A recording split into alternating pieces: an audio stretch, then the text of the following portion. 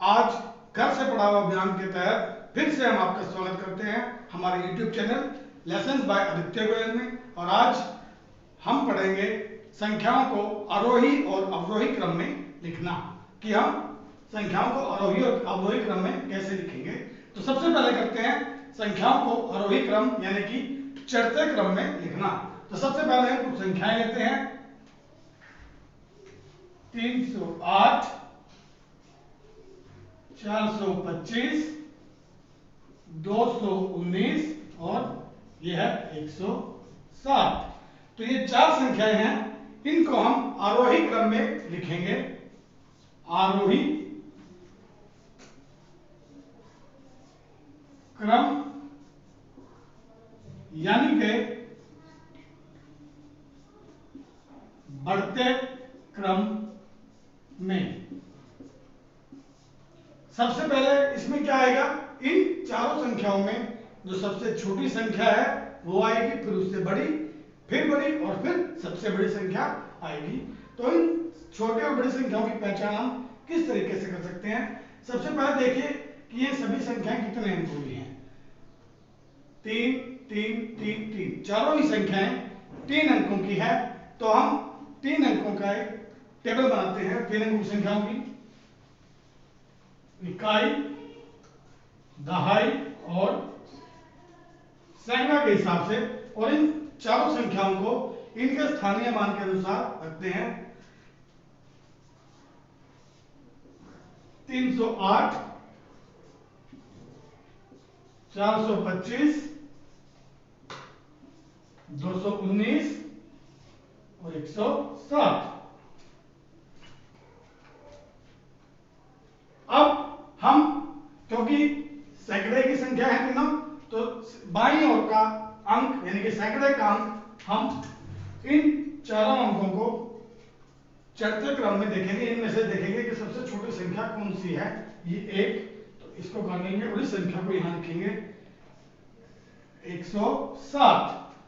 फिर इनमें से इससे बड़ी संख्या कौन सी है, 2, इसको भी काट देंगे। और ये वाली संख्या 219। इसके बाद 4 और 3 में से बड़ी संख्या कौन सी है, छोटी, 3, 308 और अंत में 4 वाली यानी कि 425।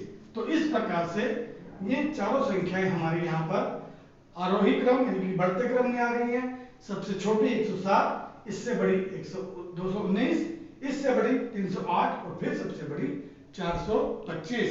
और अवरोही क्रम में लिखने के लिए सारा प्रक्रिया इसकी उल्टी होगी। जैसे अवरोही क्रम यानी के घटते क्रम में, तो इसमें भी हम इनको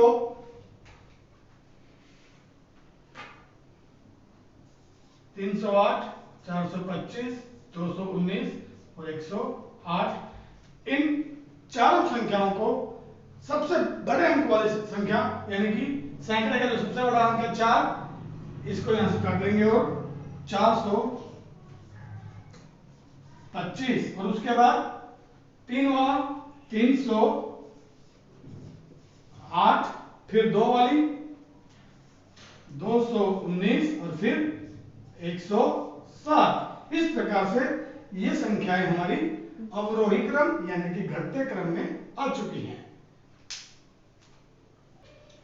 और अब हम इनसे बड़ी कुछ संख्याओं के बारे में, बड़ी संख्याओं को आरोही और अवरोही क्रम में लिख कर देखते हैं। तो चलिए, जैसे 4219, 1010,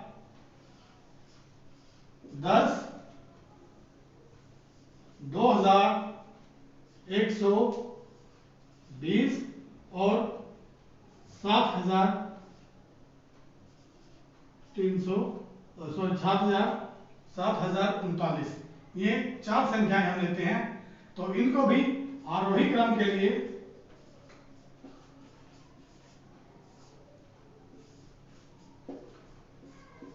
तो फिर 4 अंकों की संख्या है सभी, तो इनके स्थानीय मान क्या होते हैं, इकाई, दहाई, सैकड़ा और हजार। तो इन सभी संख्याओं को हम इनके स्थानीय मान के अनुसार रखेंगे।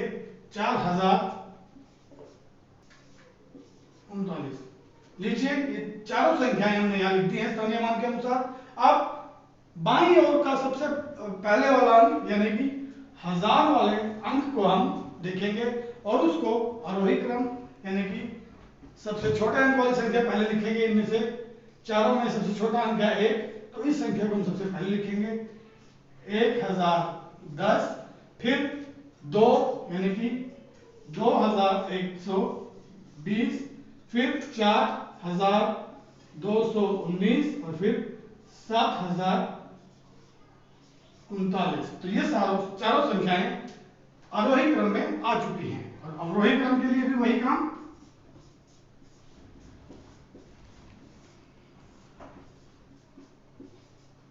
अवरोही क्रम के लिए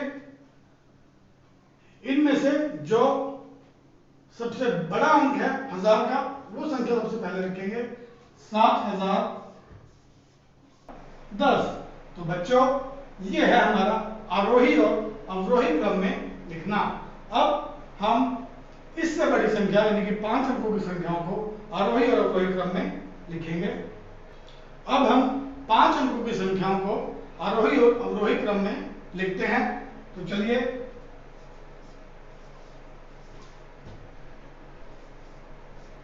91,973। ये 4 संख्याएं 5 अंकों की हैं, तो इनको आरोही क्रम में लिखेंगे।